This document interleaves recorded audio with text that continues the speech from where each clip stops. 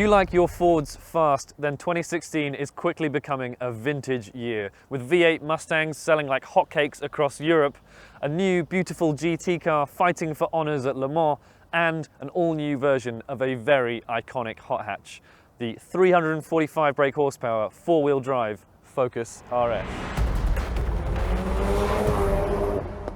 Though the looks have been toned down a little bit since the last time the Focus wore an RS badge back in 2009, the Mark II, well, that looked like a homologation rally special, straight from the stage. But this car, because it's now a global design, comes only in a 5-door layout, and that means no blistered arches or wide body design. Having said that, it does still look pretty mean, with this big rear spoiler at the back, apparently inspired by the Ferrari F40, a diffuser that gives real downforce, and a pair of cut twin exhausts too. Think of this then as a nice halfway house between the Q-car subtlety of the Golf R and the bonkers Banzai aesthetic of a Civic Type R, and all finished in this lovely nitrous blue. In here though, things are a little bit more toned down. Unless you go for the optional bucket seats with holes for 6-point harnesses, then it feels pretty similar to the ST inside. There's a flat bottom steering wheel, a unique set of dials, and some nice blue stitching and RS badges, but that's about it. And you have to pay extra for luxuries like cruise control, the sat-nav, or even rear parking sensors. Having said that, the standard price is $29,995, so I'm not complaining. Has the RS lost its bite though? Well, I think it's probably time we go and find out.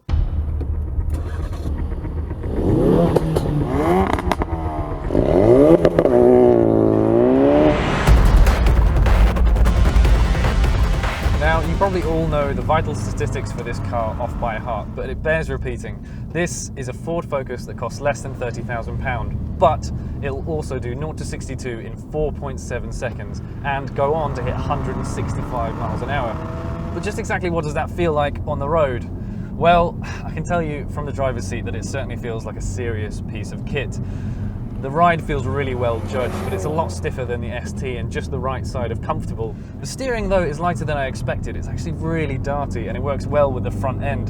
The car just seems like it's falling into corners, and it works beautifully with the four-wheel drive system, which is a first for the Focus RS. Focus RSs of old have always been technical tour de forces, and this version is no exception. It uses a new four-wheel drive system which is extremely lightweight, but uses a pair of clutch packs to shift power from the front to the rear axle and between those rear wheels to give you loads of drive out of corners.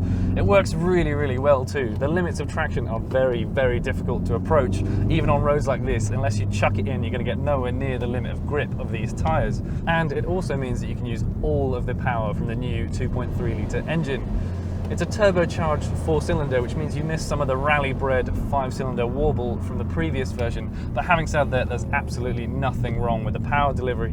Peak torque comes in at just over 2,000 RPM, and then as soon as you get it wound up, you can hear this raughty straight-through exhaust system filling the cabin with noise.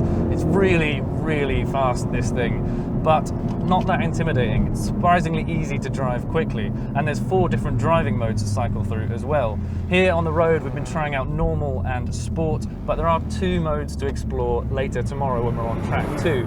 One is the obligatory track mode, which stiffens everything up by about 40%, in fact, when it comes to the dampers, but drift is the final mode, and that is the Ford Focus's party piece, and we're looking forward to trying that out tomorrow.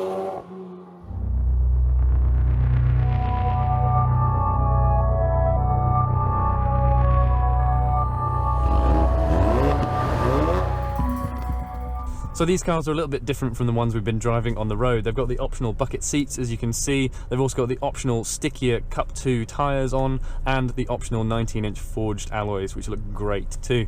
Here at the Circuit de Valencia, we now should be able to try out those 2 other driving modes and find out just what the RS is capable of.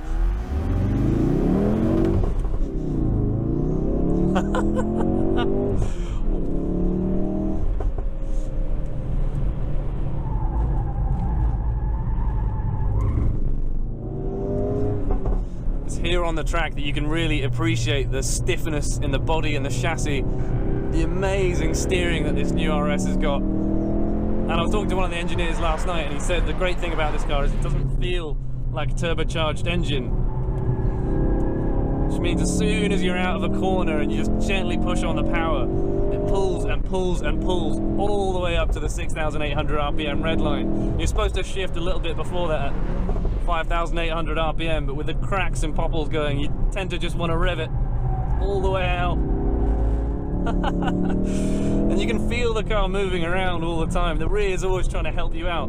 That trick four-wheel drive system's just shuffling the power around. Another interesting thing I found out is that the reason this car handles so well is that the four-wheel drive system actually uses an overspeed function. That means the rear wheels are going faster than the front wheels, which gives it this incredible agility. It also, unfortunately, creates a lot of durability issues, but we've been assured that we've ironed those out, and if you're driving a lot on circuit, then the car actually has a sensor, a clock, and it'll tell you when you need to replace the oil in the clutch pack on the rear axle, so you don't end up wearing it out by having too much fun. The other thing you can really appreciate once you're out here on the circuit is the brakes. These Brembo brakes are the biggest ever fitted to a Focus RS, and I mean, on the road yesterday they were impressive, but here on the track, the stopping power and the staying power is really, really impressive. The pedal's easy to modulate, but they really haul you down. And the sound really comes into its own too.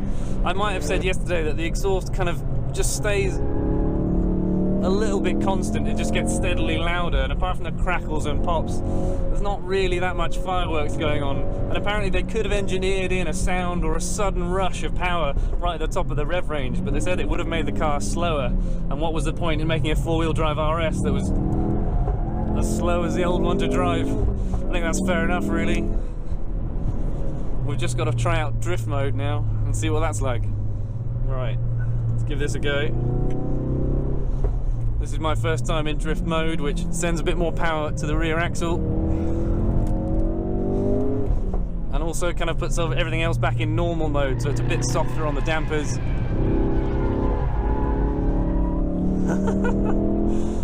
Kind of just gives you more time to respond to stuff as it's happening in the car. Apparently you just push past the understeer, give it a bit of prod of power, and you can really slide the car around quite nicely. That's amazing.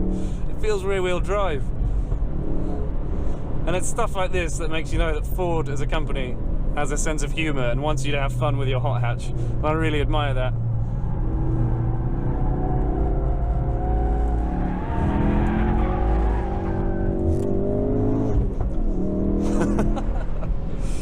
Yeah, we like that. We like that a lot. Well done, Ford. As you can probably tell, I got a bit over-enthusiastic out there on the track, but this car begs for that sort of enthusiasm. And all it takes is a few laps to realise that this is something truly special that Ford have made here. Look past the boorish looks and the bombastic exhaust note, shake off your inhibitions, and you'll be buying something truly exhilarating. And a new first for the hot hatch market as well. It's exceptional in almost every single respect, and that includes the price, which given the level of performance would be great value at twice the price.